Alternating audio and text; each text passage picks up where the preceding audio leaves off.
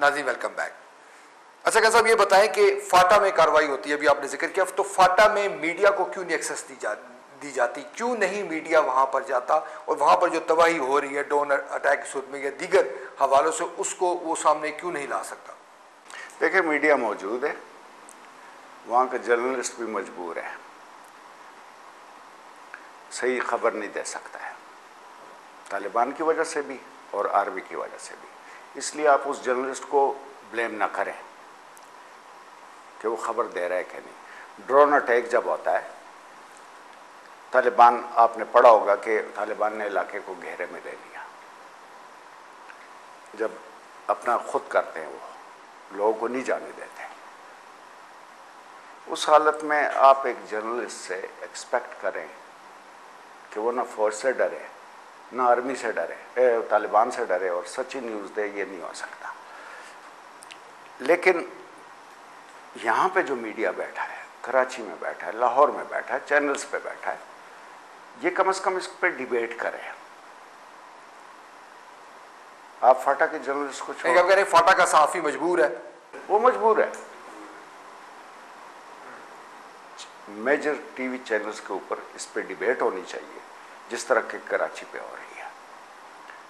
मुझे उन्होंने, जिनको मैंने कहा, उन्होंने मुझे जवाब ये दिया कि कराची इकोनॉमिक हब है कराची का, पाकिस्तान का। मैंने कहा जी, कराची ने इतना फ़ायदा पहुंचाया पाकिस्तान को, या ये फाटा ने कितना नुकसान इकोनॉमिक पहुंचाया? जब हम बात करते हैं, हम कहते हैं कि 3.5 खरब डॉलर का हमारा अब तक नुकसान हो गया। क्या कराची ने 3.5 खरब डॉलर हमें अब तक कमा के दिया? मैं कहा दोनों इंपॉर्टेंट। हम ये देख रहे हैं कि पाकिस्तान में भी तालिबान की कार्रवाइयों में तेजी आ रही है। कराची का हमला देख रहे हैं, कोयटा का मतलब है कि हमला देख रहे हैं। जो इस किस्म की जो कार्रवाइयाँ हो रही हैं, इसमें क्यों शिद्दत आ रही है? बलूचिस्तान इज समथिंग डिफरेंट, वो एक अलग चीज़ है, सेक्टेरियन है, शिया सुन्नी है, फिर अलहदगी पसंद है, जो जिनको आप कॉम्प्रस्त कहते हैं, वो अलग है। उसको तालिबान के साथ ना जोड़ें। बलूचिस्तान के पुश्तून इलाकों में अमेरिका कहता है कि कोयटा शूरा मौजूद है। हमने हमेशा डिनाई किया कि नहीं है। फिर 2 हफ्ते पहले एफसी ने अमेरिका के साथ मिलकर, हमारी एजेंसीज ने आखिर अलकायदा के नंबर 2 वहीं से पकड़ा, कोयटा में। तो अमेरिका फिर कहता है कि जी एक एबटाबाद में आराम कर रहा है, रह रहा है, दूसरा कोयटा में रह रहा है। रबानी के लिए जो आदमी मारने गया, उसने यही कहा था कि मैं कोयटा शूरा का पैगाम लेके आया।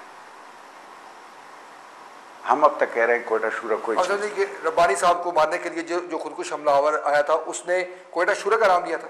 देखें, वो आया, वो ठहरा उस आदमी के पास जिस पे से अक़वाम मुत्तहिदा ने अभी 2 महीने पहले पाबंदी उठाई थी, ब्लैकलिस्ट से रिमूव किया था। स्तानिज़ई, जो कि पीस काउंसिल का सेक्रेटरी था, इम्पोर्टेंट आदमी और बड़ा अच्छा आदमी। मैं मार्च में जब काबुल गया था, मुलाकातों में आई केप्ट वाचिंग, एक मुतासर कुन आदमी था। मीटिंग उसने अरेंज करवाई। जिसके पास वो ठहरा था, जो तालिबान मिनिस्टर था पहले, उसके इल्म में भी नहीं था, वरना वो ना आता साथ। उसने कहा अहम पैगाम में लाया हूँ कोयटा शूरा का। कोयटा शूरा का पैगाम मीन्स कि या तो मुल्ला उमर का पैगाम लाया या किसका। 5 दिन बाद मुलाकात का टाइम दिया है। अंदर जब गले मिल रहा था, पगड़ी के अंदर उसने बम रखा हुआ था। सुसाइड, खुदकश बमबार जो है 18 kg का वजन पहन के आता है। आपने एक आदमी मार रहे हैं, उसके लिए आपको 18 kg नहीं चाहिए। सिक्योरिटी का बहुत बड़ा लैप्स हुआ कि पगड़ी चेक करें।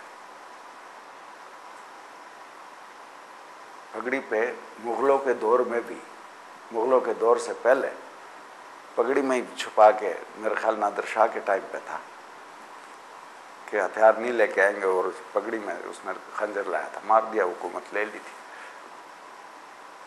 तो रब्बानी का ये बहुत बड़ा लॉस है, इसकी इम्प्लीकेशन बहुत होंगी और वर्स इम्प्लीकेशन ये है कि अब तक अमेरिका ने, तालिबान ने कहा हमने नहीं मारा है। तालिबान ने तो ताहाल इनकार किया है कि वो रब्बानी साहब की हलाकत में किस तौर पे मुलविस नहीं है।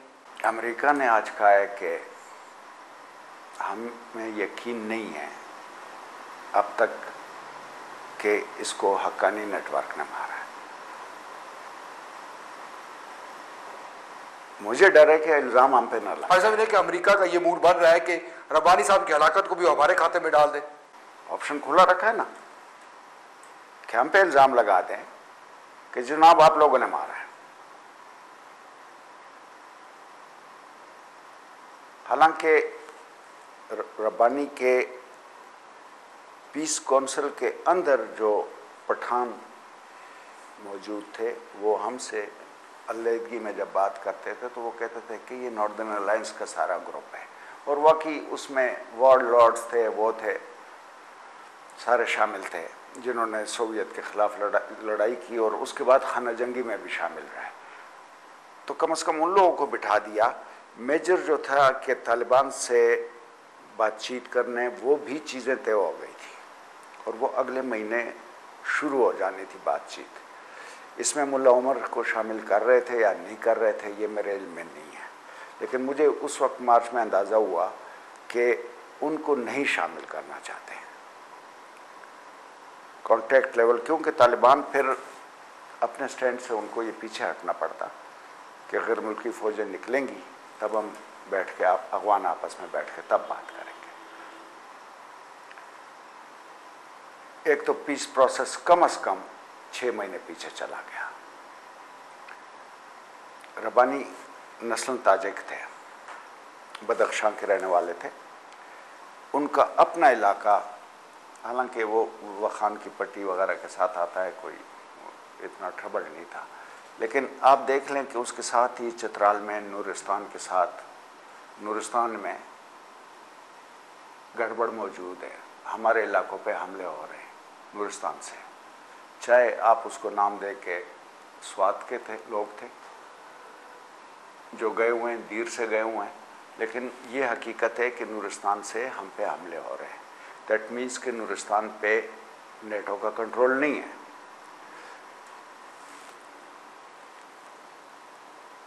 बाजवड़ के साथ अफगान एरिया है, वहाँ पे एफएम रेडियो अभी तक काम कर रहे हैं। बाजौड़ में ताहाल तालिबान का एफएम रेडियो चल रहा है। बाजौड़ में सुने जा सकते हैं, दीर में सुने जा सकते हैं। हम यहाँ से जैमिंग कर रहे हैं, वहाँ से कोई एक्शन नहीं है। तो एक पठानों का एक वास्ट एरिया है जिसको नहीं कंट्रोल किया गया, वो अमेरिका के कंट्रोल में नहीं है। 2009 में ये नूरिस्तान में अमेरिका का एक कैंप था, उस पर तालिबान ने अटैक किया और 200-300 ने अटैक किया। इनकी काफ़ी कैजुअलिटीज़ हुई तालिबान की, अमेरिका की 4-5 इस तरह हुई थी। कैंप उठाया, चले गए वहाँ से, गवर्नर साहब के हवाले कर दिया। गवर्नर क्या ये कहते हैं, देखिए जी 9/11 से चंद रोज़ कबल अहमद शाह मसूद को हलाक कर दिया गया खुदकुश हमले में, और इस वक्त रब्बानी साहब की जो है वो हलाकत हुई है। तो हो सकता है कि आने वाले दिनों में इस खत्ते में कोई बड़ी कार्रवाई हो। आप क्या समझते हैं, ये मुमासलत कोई बेहतर है या महज ये मफरूज़ा है? इम्कानात हर चीज़ के हो सकते हैं। बहरहाल अहमद शाह मसूद का चूँकि वो तालिबान के कंट्रोल में कभी नहीं रहा, पंशेर वैली थी उसकी,